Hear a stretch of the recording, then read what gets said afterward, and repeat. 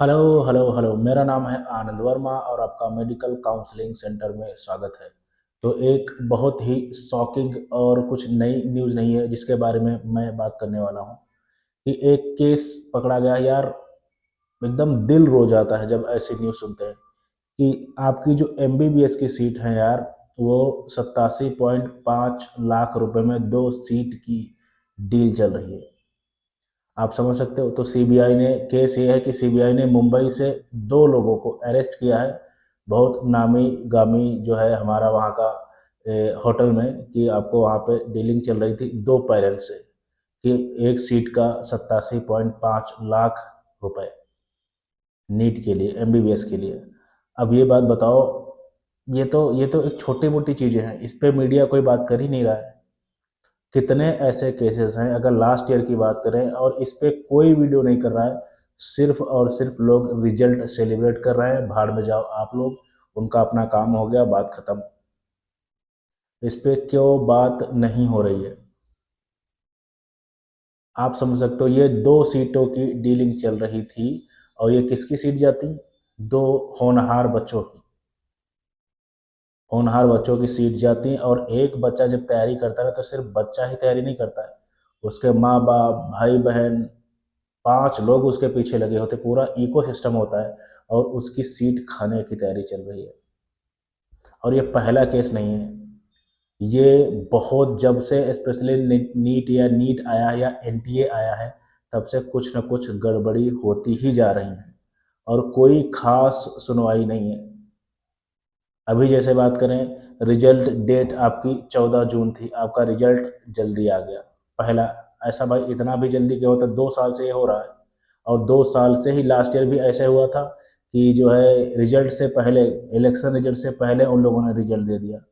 क्यों? ये शक्की सुई, क्या आप एनडीए पे नहीं घूमती? बिल्कुल घूमती है। इस बार भी आप वही कर रहे हैं। दूसरी बात, जो भी कोर्ट केस हुए थे उनके फाइनल डिसीजन अभी कुछ किसी को नहीं पता है। जो भी हमारा, जो मद्रास में हुए थे, या जो है हमारा जो है जो है हमारे बहुत से राजस्थान में हुए थे, तो इनका केस का क्या हुआ? कोई रिजल्ट, कोई डिसीजन आया नहीं आया? आपने रिजल्ट पब्लिश कर दिया। तीसरी चीज, बहुत से बच्चे ये बोल रहे हैं कि O M R sheet, official O M R sheet की बात हो रही है, और रिजल्ट वो लोग मैच कर रहे हैं तो रिजल्ट में नंबर कम आ रहे हैं। ये बहुत से बच्चों की शिकायत है। और लास्ट जो है, और शिकायत क्या है कि बहुत से बच्चे ये भी बोल रहे हैं कि सर मेरे 500 नंबर है, लेकिन ज़्यादातर लोगों की रैंक जो है 1 लाख के आसपास आ रही है, लेकिन मेरी रैंक 1.5 लाख कैसे हो जा रही है? मतलब रैंक का भी कुछ भी ऑथेंटिक किस बेस पे कैसे क्या कर रहे हो, इसको क्लियर आप लोग कर ही नहीं रहे हो। और इसमें सबसे बड़ा हाथ है हमारा लास्ट ईयर स्कैम का। क्या इतने बड़े स्कैम, इतनी बड़ी डील, क्या सिर्फ दो ही लोग इन्वॉल्व होंगे? सिर्फ 2 ही लोग इन्वॉल्व होंगे? कोई बड़ा नाम क्यों नहीं आ रहा अभी तक? क्या ये 2 ही लोग ये सारा काम कर रहे हैं? क्या ये पूरा रॉकेट नहीं होगा? क्या इसमें बड़े लोग इन्वॉल्व नहीं होंगे? क्योंकि ये लाख 2 लाख 4 लाख की बात नहीं है, करोड़ों की बात है। छोटा आदमी कैसे इतनी डील, इतना सारा कुछ बना लेगा? कहीं न कहीं से चीज़ें तो इन्वॉल्व है ना। नहीं, ये बहुत ज़्यादा गलत है। और एनटीए को कम से कम ये चीज़ें ज़रूर सही करनी चाहिए और इस पे भी सफाई देनी चाहिए कि रिजल्ट आपका पहले क्यों डिक्लेयर हुआ? ऐसा क्या हो गया कि आपको डेट से पहले डिक्लेयर करना पड़ा, लास्ट ईयर भी और इस बार भी? और कोर्ट केस जितने आप पे लगे हुए थे उनका क्या? और एनटीए, प्लीज़ आपसे सजेशन, मैं रिक्वेस्ट ही कर सकता हूँ कि मेरी कोई औकात नहीं है। प्लीज़, बहुत सी चीज़ें गड़बड़ हो रही हैं। अब जैसे पेपर का रहा, पेपर में आप कर क्या रहे हैं कि पेपर अगर कहीं लीक हुआ है, कोई प्रॉब्लम हुई, देन आप उस स्टेट का या उस सेंटर का करा दे रहे हैं। अभी तक कभी भी ये नहीं हुआ है, कभी भी ये नहीं हुआ। जब भी पेपर लीक हुआ है पूरा पेपर कैंसिल किया गया है। और एक एक सेंटर से इतने इतने टॉपर निकल गए, फिर भी आप लोग नहीं जगे और कोई ठोस कार्रवाई लोगों पे नहीं। 1 साल हो गया, दोबारा नीट भी हो गया, फिर से वही चीज़ें चल रही हैं।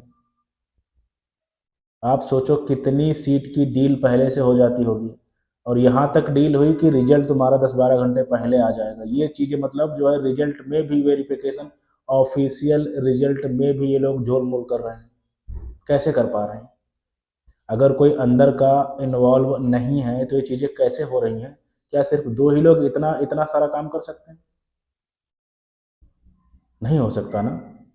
तो इन चीज़ों पे बहुत ज़्यादा ध्यान देने की ज़रूरत है। और एनटीए मतलब आपसे जो जेन्युइन पढ़ने वाला पेरेंट्स है, बच्चा है, गार्जियन है, रो गया है आपसे। आप कोई जिम्मेदारी सही से नहीं निभा पा रहे हैं। इस बार का रहा, इस बार पेपर की बात करें तो बहुत से पेपर में भी केस हो गए। तो ये चीज़ें हैं, आप थोड़ा सा अपनी जिम्मेदारी समझें। और इस पे कोई मीडिया इस पे बात नहीं कर रहा है।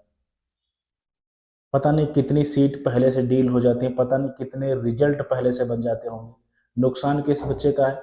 जिसकी उम्मीद होती है कि हाँ मैं एमबीबीएस डॉक्टर बनूंगा या मैं डॉक्टर बनूंगा और घर परिवार अपना थोड़ा सा रोजी रोटी का काम हो जाएगा और नौकरी मिल जाएगी और मेरी रोजी रोटी चल जाएगी। लेकिन आप लोग क्या कर रहे हैं? सीट ही बेच दे रहे हैं। और क्या एक आदमी काम कर सकता है? पूरा सीट, पूरा सेंटर, सारा कुछ, पूरा ए टू जेड पूरी चेन होती है। अभी तक कोई मेन आदमी नहीं पकड़ा गया ना। ये छोटे मोटे लोगों का काम नहीं है, क्योंकि नीट की सीट बहुत महंगी है। बजट ही 1-1.5 करोड़ का होता है। तो प्लीज़ इस पे बहुत अच्छे से काम करें। हमारी गवर्नमेंट भी थोड़ा इस पे ज़्यादा ध्यान दें, क्योंकि एक दो ही एग्ज़ाम अभी बचे हुए हैं। एक तो हमारा नीट, जेई और सिविल।